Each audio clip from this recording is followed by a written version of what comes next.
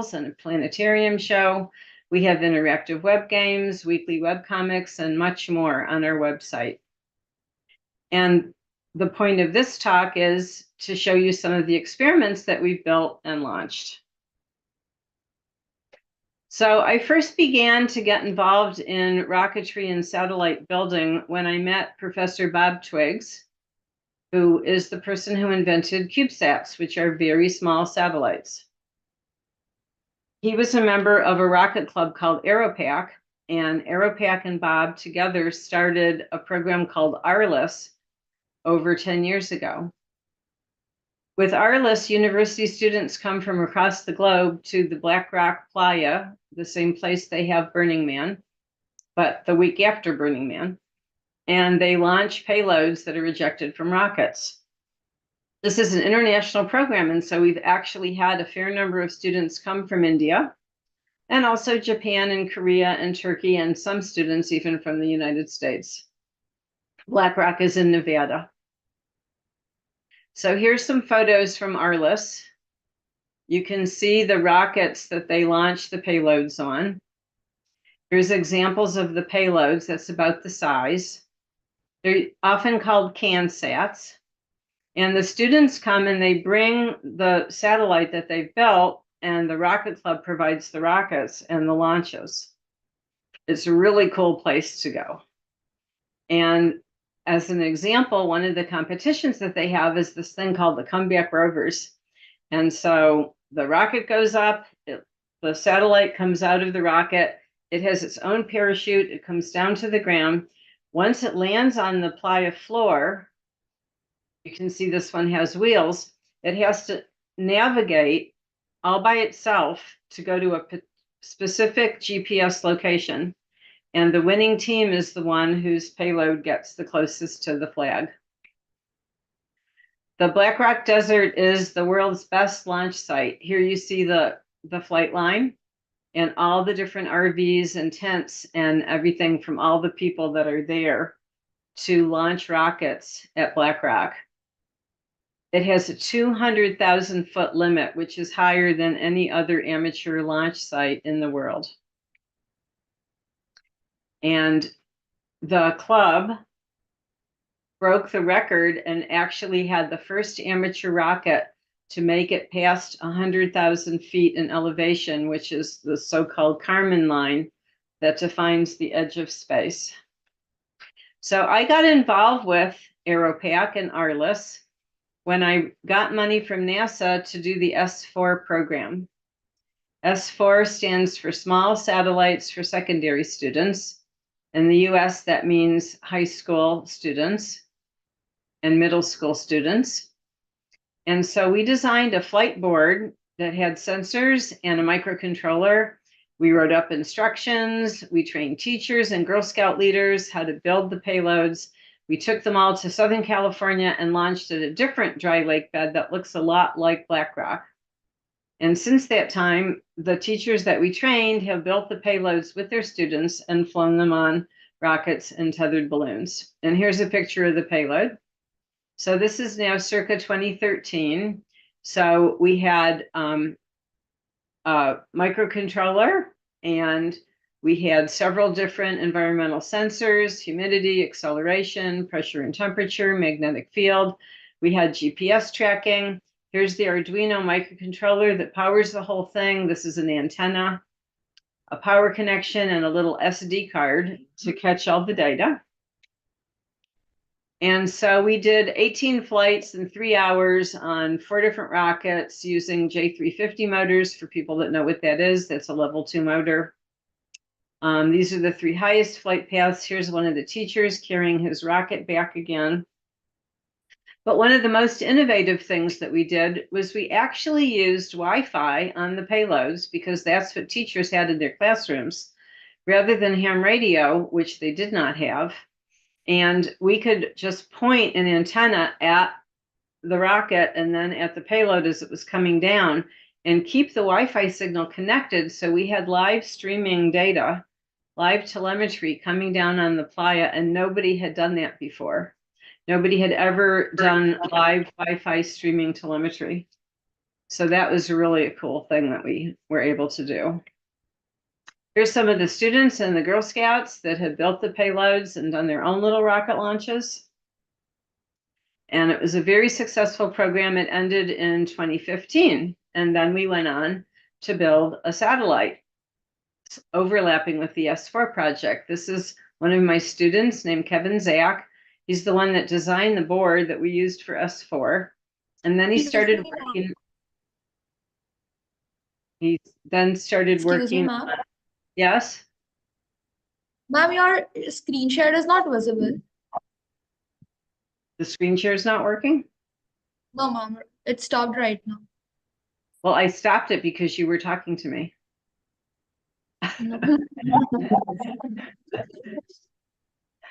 Yes, ma'am. Now it's visible. Okay. Should I keep going? Yes, ma'am. Okay. Well, now I've lost my copy of it, so I'm going to have to look over here. Okay. That's all right, but now I'm not going to be looking at the camera. Interesting. I'm not really sure why that happened. Okay.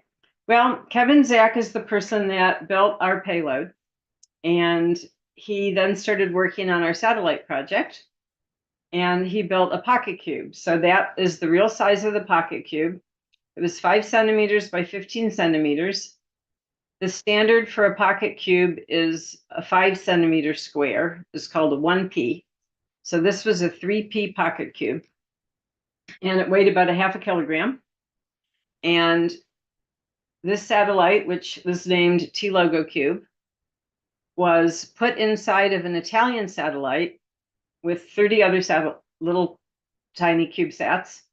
And then the Italian satellite was put on a Russian rocket and launched from Russia. So this was not a NASA launch. This is a collaboration with Morehead State University that is in the state of Kentucky. My team provided the electronics and the software. They built the structure and the solar panels and did the integration with the Italian satellite.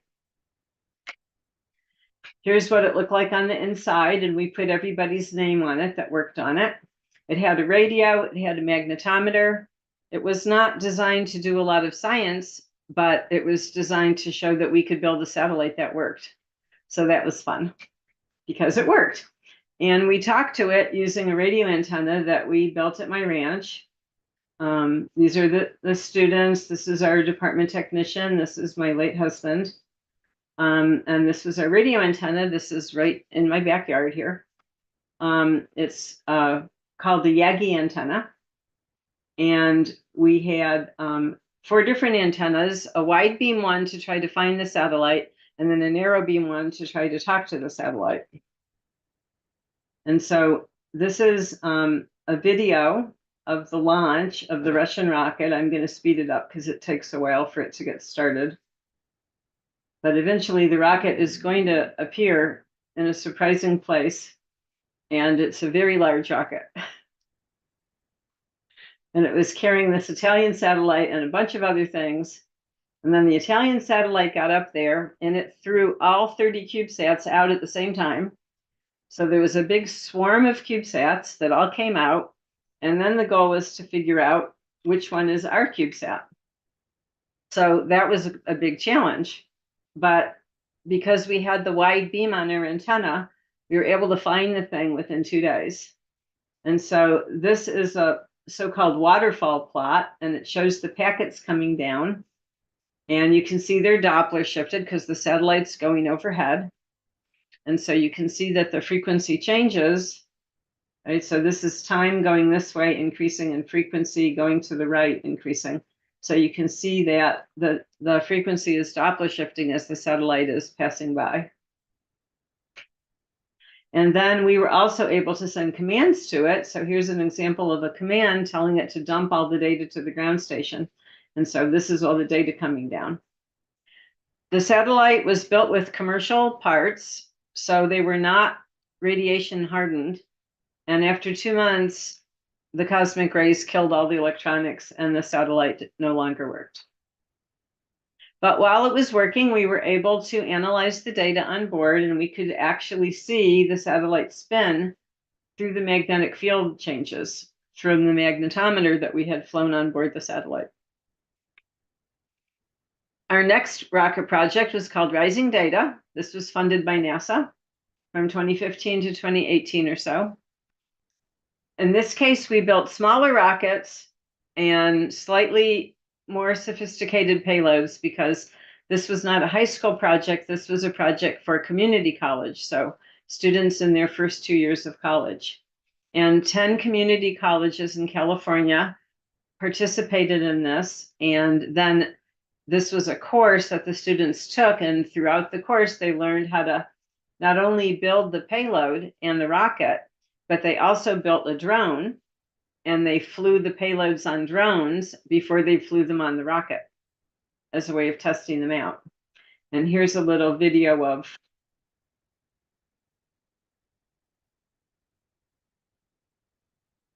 one of the professors.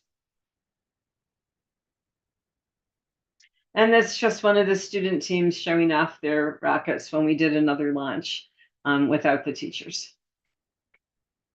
So since then, we have been building more satellites. So the first satellite that we built was a 1U, so 10 centimeters on the side, satellite that was funded by the NASA Undergraduate Student Instrumentation Project. And we partnered with Santa Clara University. And now we're building another satellite called 3U cubed, which is a 3U satellite. So it's about that big. You can't even see my hands on the screen. It's the whole size of the screen. And that is a partnership between 3 universities, the University of New Hampshire, Howard University, and my university, Sonoma State.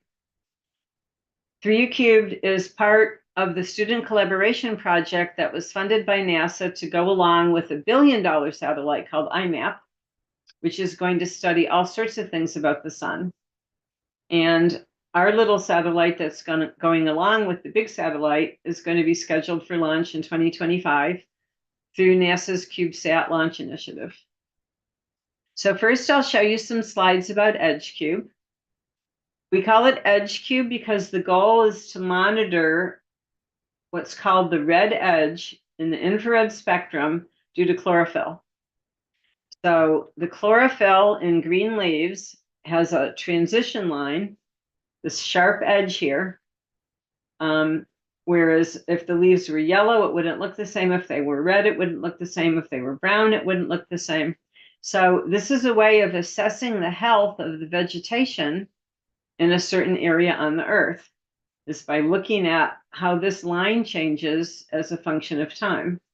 And here's a prototype of our satellite that dates back to 2017.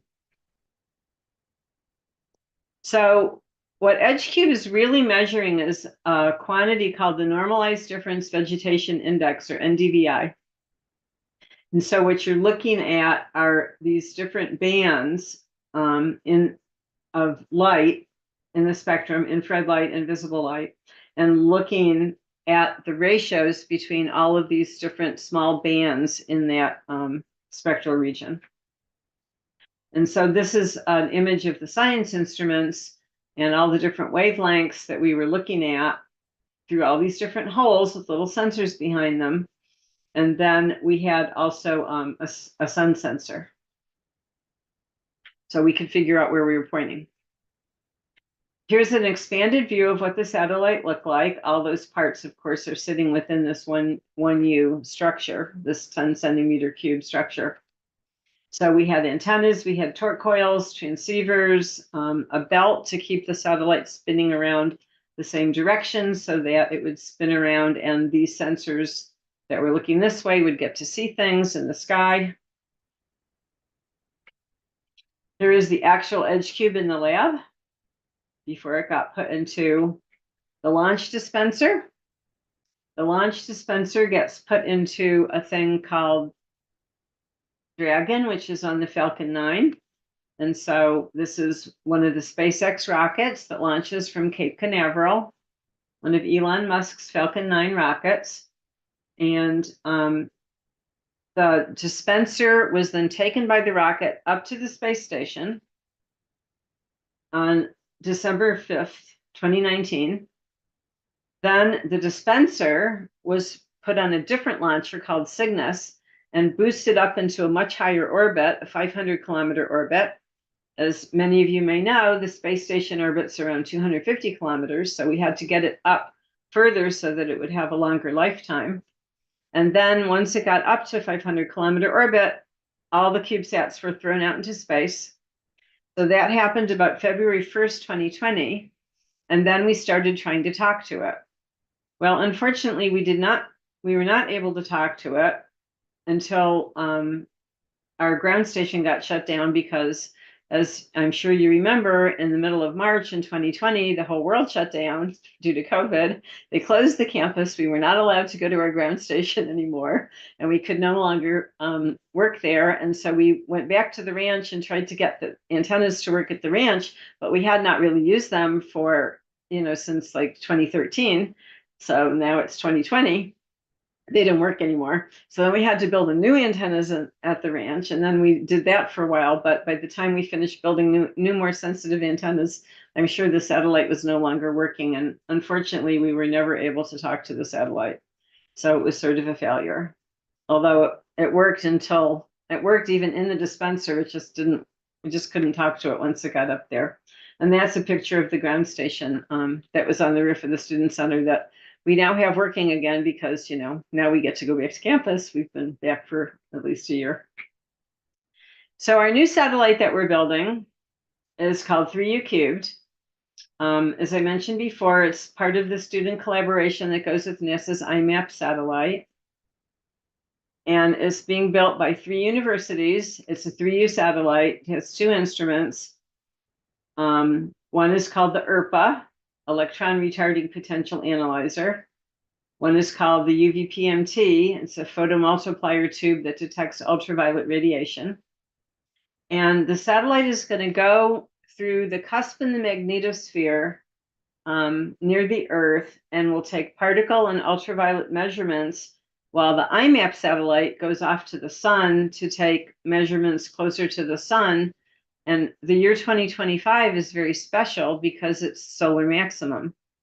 So we expect the most activity, the most sunspots, the most flares, the most coronal mass ejections from the sun to be happening in 2025. And so it's a great time to launch a $1 billion satellite to go study the sun. But this is our little 3U satellite, which is much cheaper. The instrument package is up here. It has an 3-axis stabilized attitude determination and control system, radios. This is the power system, the antenna. The satellite itself, the spacecraft itself has been purchased from a company. It's called EnduroSat. And the instruments are the things that our teams are building. And we're also doing the ground station and the command and control. So here's a concept for the structure of the instrument. The 2 instruments sit in the same package. They have common electronics boards. I told you the names of them before. Here's the instrument concept for the ERPA. So first of all, what does ERPA stand for? Well, the RPA is the retarding potential analyzer. And so that's a sensor that measures how many particles you're getting. What is the density or the flux of the particles that you're getting? And so if they're charged particles and you put them in an electric field and you make the potential be the opposite way, it'll slow them down so you can measure them when they come in. And so then you collect them and then you read out the charge that you've collected. And that's how we are looking at these electrons coming from the sun through the magnetosphere. So this was flown on rocket flights. And so we had to modify everything to fit in a CubeSat because with rockets, much shorter flight, you don't have as many limitations on your power and your mass as you do on a CubeSat. And so we've been working to modify these instruments so they'll work within the confines of the CubeSat and what you can get, how much power you can get from a CubeSat. Here's a blow up of the ultraviolet photomultiplier tube. And so photomultiplier tubes collect light particles, otherwise known as photons, and then those light particles generate an electron cascade. So that's the multiplier part. And the electron cascade gets measured. And so then you can infer the properties of the photon. And this is pretty much the same design as it was flown on the rocket. Oops. And so both of these instruments have extensive flight heritage, so we're feeling pretty good about our chances for getting them to work on orbit.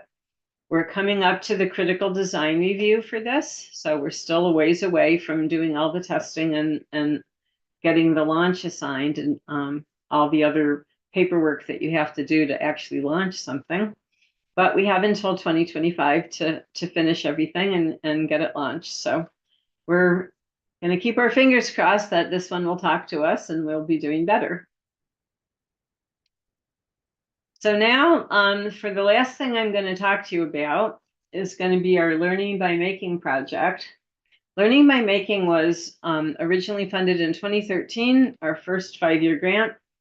This is not a NASA project, so we do not launch anything, but you'll see the connection in a minute. We've gotten subsequent funding again in 2018, and we just learned a few weeks ago that we've been given expanded funding for another 5 years starting now. Well, really now, January 1st. So this is an integrated curriculum for high schools that teaches coding, electronics, how to use sensors, and then empowers the students to design their own science experiments using all of those skills. The experimental units that follow the skill building units demonstrate different kinds of physical phenomena, all of which have environmental connections. When students are engaged in this curriculum in their 9th grade classes, they're going through the entire scientific process of asking questions, defining an experiment that might address the question, building the experiment, getting the data from the experiment, analyzing the data, and then seeing whether or not you were able to answer the question or not, or even make any progress on the question. And then if not, you repeat that whole cycle and refine your experiment and try it again. So the connection between all my rocketry and satellite projects and Learning by Making is that the flight board from our T-Logo Cube satellite was the original board that we used with the Arduino microcontroller. Built a special microcontroller that was not yet an Arduino, built onto it. It's a Texas Instrument chip. And so we were giving students boards that look like this. This has 2 temperature sensors and a light sensor. And this is the controller board. We call that the basic board. But you see the connection with the rockets. We were like, okay, we have this great hardware platform. Now let's see if we can take it from college down to high school and get students to learn how to do the same kind of work. But because it's not NASA, we just won't launch it. We'll do all the experiments in the lab in the classroom. And so this project has a lot of innovations. We're really teaching computational thinking, and we are trying to solve problems in the real world. And the problems and the solutions are arrived at by teachers and students working together.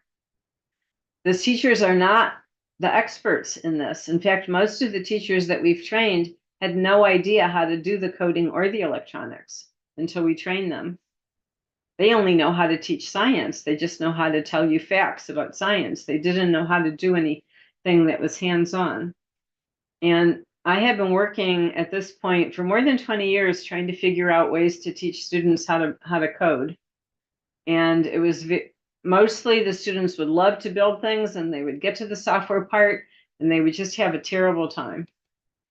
And so by using this old programming language called Logo that was invented back in the 1970s to teach 5-year-olds how to program, we're finally able to get students that have never done any programming before to get started with programming and get enough into it that they could actually do real work.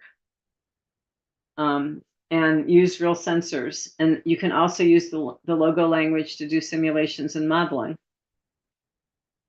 So here's some of those original student experiments with the old boards and the old chips in the first 5 years. The curriculum has evolved a lot now. So we have these three skill building units, and then we have our experimental units. The three skill building units, the first one is called Sea Turtle Life Cycle. The second one is going with the electron flow. So that's the beginning of electronics. The third one teaches the use of sensors. And I'll show you more of these now. So this is what our boards look like now. Much more simple. So this is actually an Arduino that you can buy from Adafruit. Well, it's an Arduino clone. It's called the Metro Mini, for those of you who are really into Arduinos. And we just use a USB cable. We can work with any laptop. We now have a new graphical user interface called the web app, which means we no longer have to give computers to the classroom. You can run our software and talk to our hardware using any Chrome browser and very cheap parts. This is an example of the output from Unit 1 at the end of the programming of the Sea Turtle life cycle. And so in this Unit 1, we're actually using a version of Logo, which is called Turtle Logo. And there's a little turtle that draws around on the screen. And you can hide the turtle. It's hidden in this graph that I'm showing you now. But this is sort of the end. And this is a mother turtle comes out of the ocean. It goes over here to the nest that lays 3 eggs. The little baby turtles hatch out of the eggs, and these are their footprints going through the sand back to the ocean. And so you see this baby turtle makes it to the ocean, and this by going around a rock, and this baby turtle makes it into the ocean. And this poor baby turtle here does not. It gets stuck in a tire track on the sand and dies, which is what happens to a lot of the real hatchlings in the real life cycles of the sea turtles. But there's a lot more to the simulation than this. I just didn't think I would have time to show it to you. But this is a simulation unit in which they learn the basics of coding. And then we go to Unit 2, in which the students wire up some LEDs and learn how to talk to the LEDs through the microcontroller using our web app, turning on the lights, making patterns with the lights, using the digital pins on the microcontroller. And then the third skill building unit has uses the sensors. In this case, it's using a light sensor, and it's a nightlight experiment. So when the student covered up the part of the light sensor with his hand, it turned on the LED light, just like a nightlight would work in your room. So that's sort of the end of Unit 3. And then we have experimental units, like this is various pictures of the water and soil unit. So in this case, we're using a soil moisture sensor, as well as temperature sensors.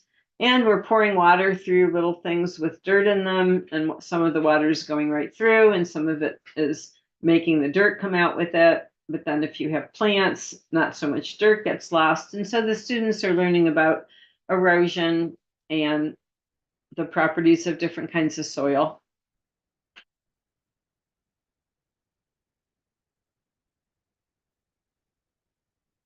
So you can see the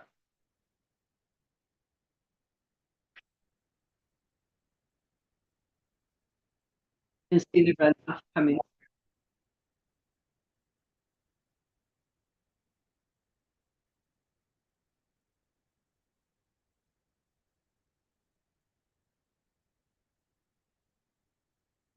Okay, and then we have another experimental unit called Light and Energy. It has a couple different parts.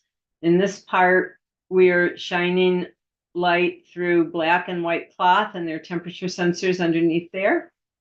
And so then you can compare how the temperature changes for the temperature sensor that's under the black cloth versus the one that's under the white cloth. And then we also have solar panels that people can play around with and try to optimize how much power you get out of the solar panels by making measurements of current and voltage through the digital pins on through the analog to digital pins on the microcontroller.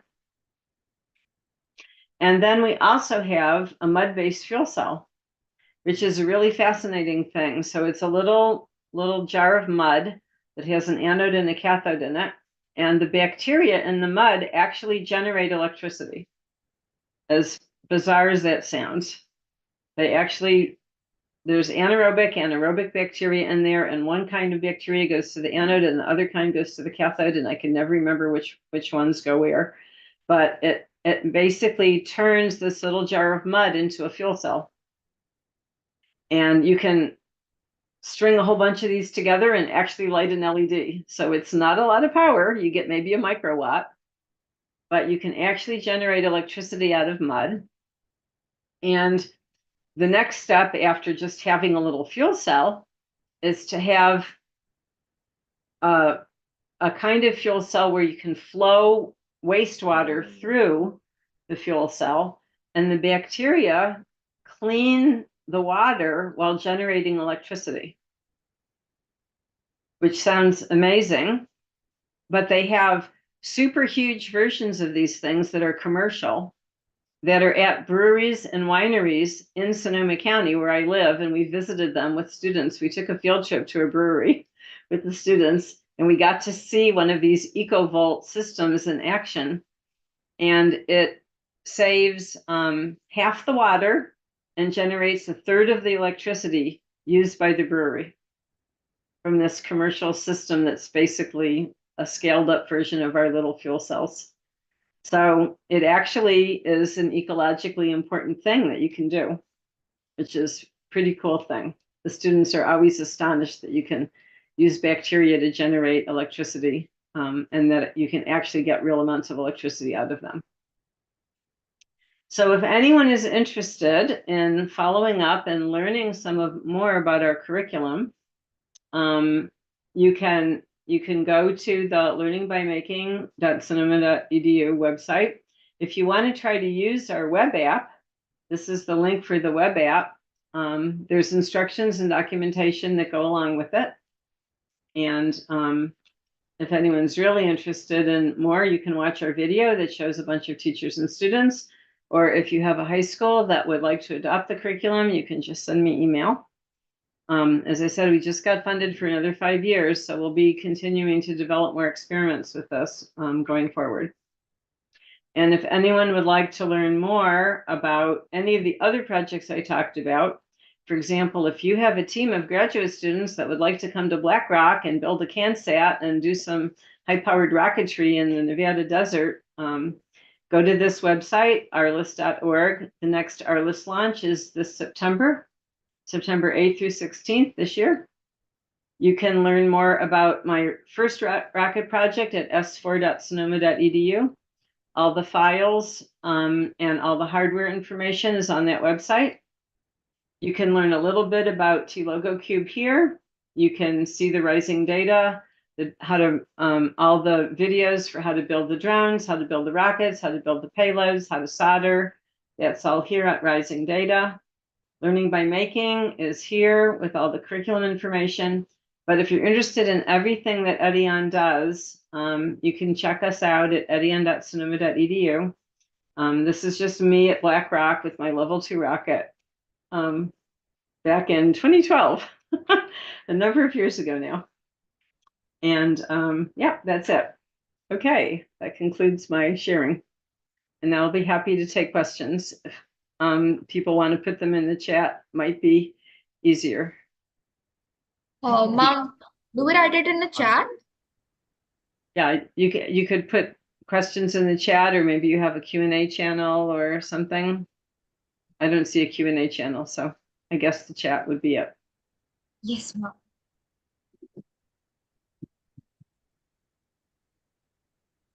So any questions from anybody? Yes, Mom. We have a question. How does the learning by making curriculum align with the broader education goal such as preparing students for future careers in STEM fields? Are there specific skills or that the curriculum aims to cultivate in students? Yes. So in the United States, our standards for teaching science are called NGSS, Next Generation Science Standards. Each unit has specific performance expectations that the students are expected to be able to do when they get to the end of that unit. And so besides the coding, wiring, using voltmeters, debugging, using sensors, calibrating sensors, all of those skills are really the kinds of things that real scientists that build real NASA satellites do it, on a daily basis. That's what real scientists do. We don't just learn a bunch of facts and tell you back facts, right? That's not science. Science is doing projects. Science is building things, right? So we're teaching students how to actually build things and ask their own scientific questions and come up with their own answers, right? Not just learn something and spit it back to you that they memorize and they forget it, 5 minutes later. So we are preparing students to be engineers and scientists, when they get to college. But also, if you don't want to go to college, our class in the state of California counts as a pre-college requisite, but it also counts as the career technical education class. So if you're not going to college, you can take a vocational path that just gets you into working for the electric company, for example, right? Or, other high-tech companies. You can just go and get a job after high school because you've learned how to actually do something real like programming or measuring electricity. Did that answer your question? Yes.